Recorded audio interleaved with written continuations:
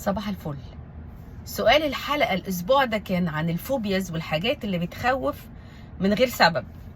هو احنا ما كناش مشترطين انها تبقى من غير سبب، طبعا في أسباب. يعني احنا قلنا ممكن تبقى حاجة من الطفولة، حاجة أهلك علموها لك، ممكن تكون مخك مكيف نفسه على ان في حاجات معينة بسبب الجينات او بسبب التطور الطبيعي للانسانيه، يعني لازم تخاف منها. يعني ما فيش بني ادم طبيعي مثلا بيسال نفسه انا ليه بخاف من التعابين، لان هو توارث جيل ورا جيل من ايام الناس اللي كانت عايشه في الغابات ان التعابين دي حاجات وحشه ومش كيوت ولا حاجه. والانسان اللي شايف ان التعابين كيوت ده انسان عبيط غالبا، او يعني او كان عايش في القمر مثلا. انا بالنسبه لي انا عندي فوبيا غريبه جدا، كنت حكيت على فوبيا في البودكاست، اتمنى ان انتوا تسمعوها.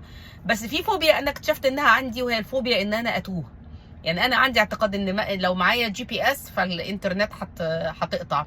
لو بعرف لغه البلد، انا الحمد لله بتكلم 3 لغات كويس، لو بعرف لغه البلد مش هعرف اسال حد. لو الدنيا ضلمت هتوه، لو مشيت في شارع لوحدي هتوه، لو مشيت في شارع ما اعرفوش هتوه. ما تسالونيش ايه السبب، وبسبب ذلك انا بتوه فعلا. يعني انا عندي اعتقاد ان انا لو مشيت في شارع وبدات بس اتوه، فانا خلاص اصبحت هوملس تماما. يعني انا جوزي بيقول لي انت عن كل ما بتكلميني تقولي انت ضايقه احساس انسانه هوملس كبيره كده. وسافرت بلاد كتير قوي في كل حته في العالم، يعني تقريبا الحمد لله سافرت بلاد كتير قوي. اول ما ابص على الشارع الاقي نفسي مش عارفه اوله من اخره، فانا خلاص انا دلوقتي لازم اعمل لجوء للامم المتحده، لان انا مش عارفه ارجع بيتنا. جربت بقى حاجات كتير، يعني انا بتوه في الطرق وبخاف من الطرق لدرجه ان انا بطلع من مطار القاهره اروح بيتنا بتوه. اخر مره الGPS مشاني غلط، مشيت عليه لقيت نفسي قرب الخنكه، في مكان اسمه الخنكه، لقيت نفسي وانا مروحه التجمع. فدلوقتي انا بقيت مثلا اولا اسال نفسي سؤال صريح، هو الGPS ده احسن مني في ايه؟ يعني ساعات كتير بيبقى الGPS بيقول كلام مش واقعي، يعني مش منطقي. انا عارفه الطريق طول عمره كده، فانا ليه الGPS لما يقول لي امشي قدام لغايه ما انزل الاقي نفسي جوه البحر مثلا؟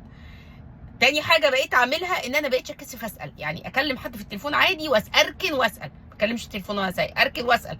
يا جماعه انا شايفه ان ملامح المكان بتتبدل وتتغير، وفي اجناس وعرقيات غريبه ماشيه حواليا. يعني انا اخر مره، يعني والله حقيقي اخر مره تهت، طلعت من الدائري لما وصلني الخنكه كان في معيز وماشي قدامي حمير وحاجات كده، وصلنا الارياف وانا لسه في مرحله هو انا تايهه ولا لا. فالفوبيا اللي عندي دي بقت حلها ان انا ارجع للطريقه التقليديه تماما، بقى اسال عن العنوان واعرف اقعد اقول يمين شمال شمال يمين، اعرف المحلات اللي حواليا. مفيش مشكله ان انا اتعرف مع مجموعه البشر اللي عايشين، افتح العربيه واسال ناس، سال الازاز. انا فاكره مره تهت في التجمع والGPS التليفون كان قطع او حاجه والGPS علق، وطبعا نفس احساس الهوملس وهعيط خلاص. في مواطن عادي جدا راكب، عايزه اقول لك وقفت حد في نقله، عايزه اقول لكم وقفت حد في عربيه نقل. ده بالنسبه لست زيي يعني عمليه مرعبه بقى، انا خلاص انا وصلت لمرحله الفناء التام. يعني الراجل اول حاجه قالها لي يا حاجه هو انت هنا ليه؟ يعني ايه اللي جابك هنا؟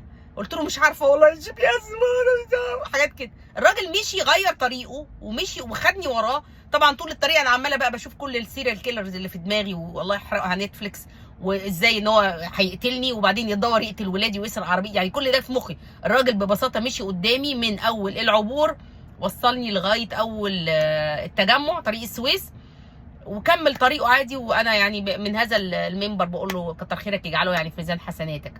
لو بتخافوا من حاجات مش طبيعيه، او بتخافوا لانه انتوا حاسين ان انتوا مش كفء او ما عندكوش المهاره دي، خليكوا يعني اعملوا زي شيرين، يعني يكون هذا المواطن اللي بيعود لاسس الطبيعيه، ان الخوف مش عيب، وان انت ممكن تسال وممكن تستعين بصديق. ونهاركم فل وجمعه مباركه ان شاء الله.